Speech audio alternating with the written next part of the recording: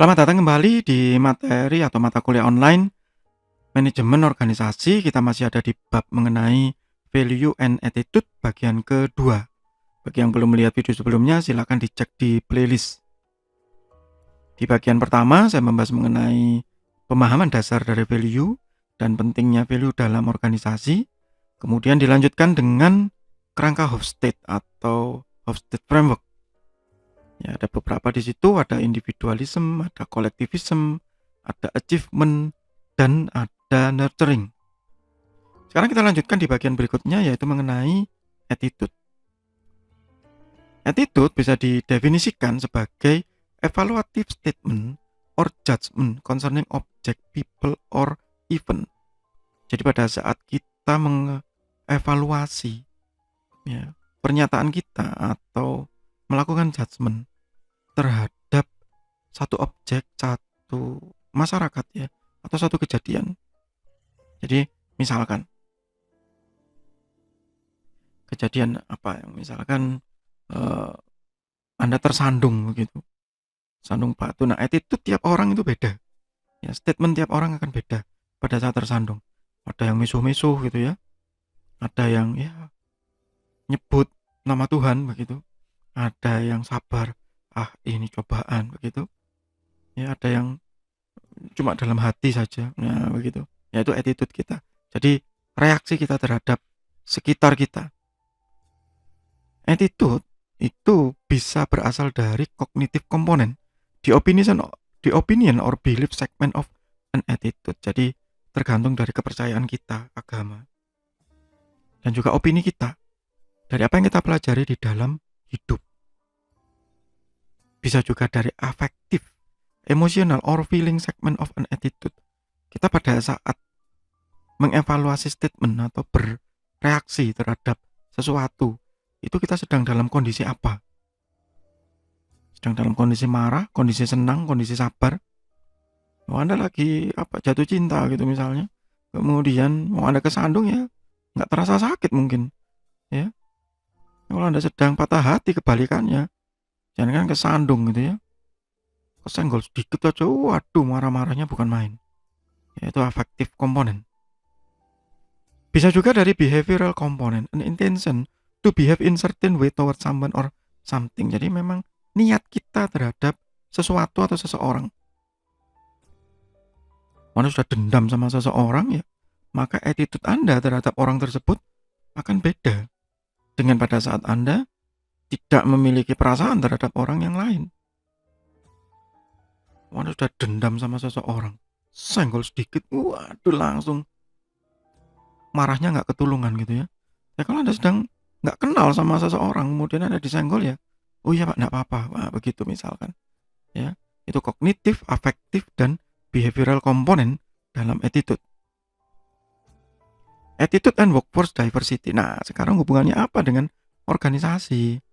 Begitu, hubungannya pada saat kita di dalam organisasi, maka ini akan berpengaruh. Setiap value, setiap attitude yang dibawa tiap orang di dalam organisasi itu berbeda. Tetapi pada saat masuk ke organisasi, ke perusahaan, maka itu bisa dilakukan reshape. Bisa dibentuk ulang, reshape employee attitude. Anda yang mungkin mahasiswa baru dan belum, ini untuk mahasiswa Macung ya, Universitas Macung, dan pada saat pandemi ini kan Anda belum masuk ke Universitas Macung, belum merasakan lingkungan Universitas Macung, Anda kan mungkin jadi orang yang berbeda. Contoh yang sederhana misalnya kebersihan. Ya, kalau di Universitas Macung memang kita bersih gitu ya. Insya Allah tidak ada sampah berserakan. Tidak ada orang yang membuang sampah seenaknya begitu. Nah, pada saat Anda yang di luar sana kemudian punya kebiasaan membuang sampah seenaknya, masuk dan melihat ya, maka Anda tiba-tiba akan berubah. Kenapa? Karena ada training gitu, entah trainingnya secara formal atau secara informal. Kalau di perusahaan itu reshape ya, kita training formal biasanya. Di perusahaan ini tidak boleh terlambat ya. Misalnya ya, beberapa teman saya yang bekerja di salah satu perusahaan yang kebetulan dimiliki oleh orang Jepang. Yang terlambat 1 menit saja itu akibatnya bisa fatal. Dan dia sering bercerita tentang itu, teman saya ini. Nah, itu ada trainingnya kan, sehingga attitude yang sebelumnya dia ngaret, pada saat di perusahaan itu berubah, beda.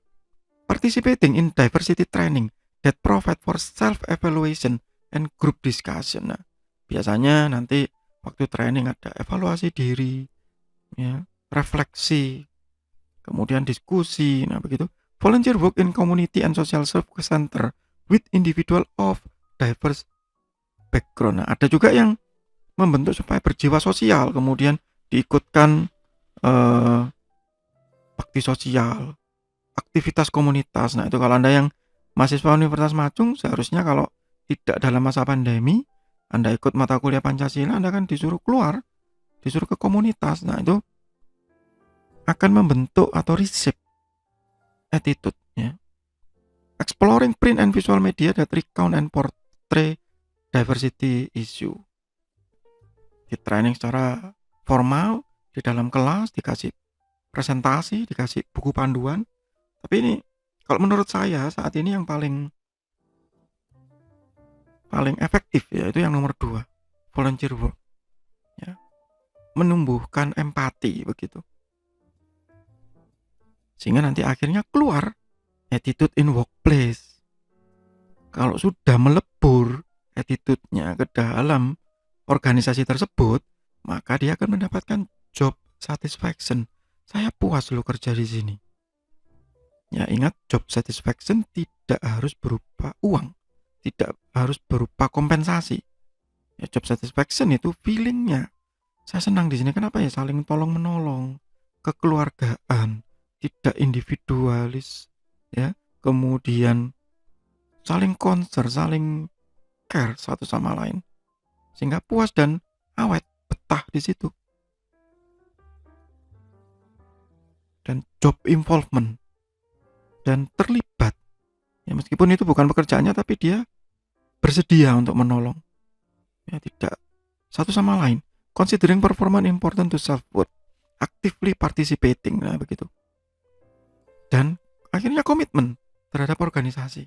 Identifying with a particular organization and its goal and wishing to maintain membership in organization. Bukan loyal ya kalau saya bilang, tapi komit bahwa saya berbuat ini karena organisasi ini rumah saya. Saling membantu untuk sama-sama maju. Ya, kalau Anda naik kendaraan dan kendaraan itu mogok, Anda mau nggak dorong kendaraan itu? Atau tetap diam di dalam mobil?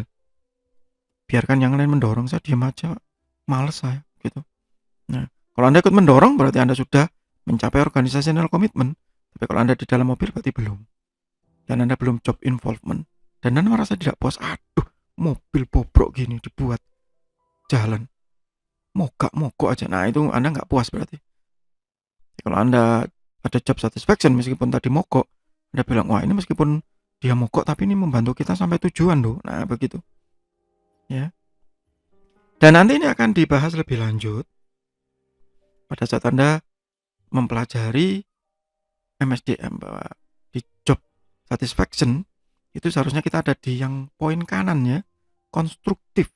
Di saat kita sudah loyal dan punya voice, punya suara yang aktif dan membangun.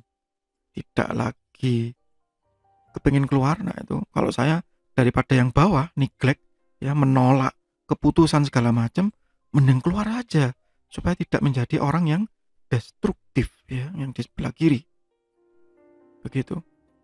Ya, kenapa? Karena job satisfaction ini puncaknya seseorang ada di satu organisasi atau di perusahaan.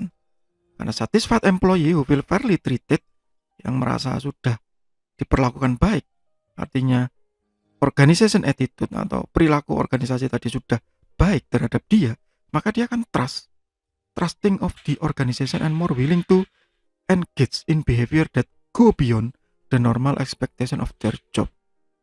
Jadi berbuat lebih terhadap apa yang dikerjakan, ya, betul-betul menghayati, itu kalau saya bilang menghayati pekerjaannya.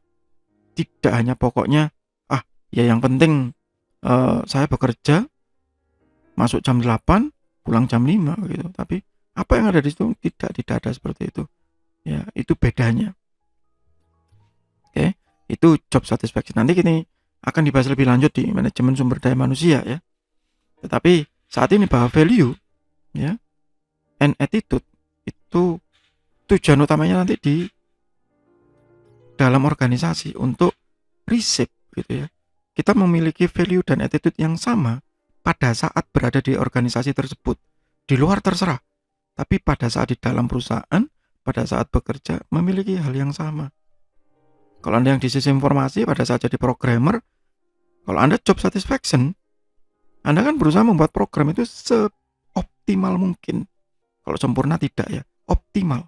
Jadi meskipun ada error sedikit, Anda merasa tidak puas, Anda kan berusaha memperbaiki sendiri meskipun tidak disuruh. Nah itu. Kalau Anda nggak punya job satisfaction, pokoknya usernya sudah selesai di training, nggak komplain, diem aja. Ya, nggak ada sesuatu yang dilakukan sama dia. Kenapa ya? Karena nggak ada apa-apa. Dia nggak merasa terlibat di dalam perusahaan tersebut dan merasa pokoknya saya selesai, dibayar, sudah. Cari job lagi. Nah, begitu. Ya. Itu pentingnya value dan attitude di dalam manajemen organisasi. Value attitude yang baik dari satu employee, satu karyawan akan membantu organisasi tadi mencapai tujuannya dengan cepat. Ya, kalau Anda naik mobil tadi mogok, Anda mau membantu mendorong, maka mobil itu akan cepat jalan.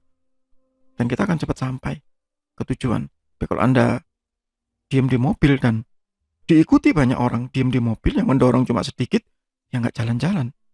Ya nggak nyampe-nyampe. Ya. Dan akan menjadi semakin destruktif, semakin ngomel-ngomel, bukannya membantu tapi malah merugikan.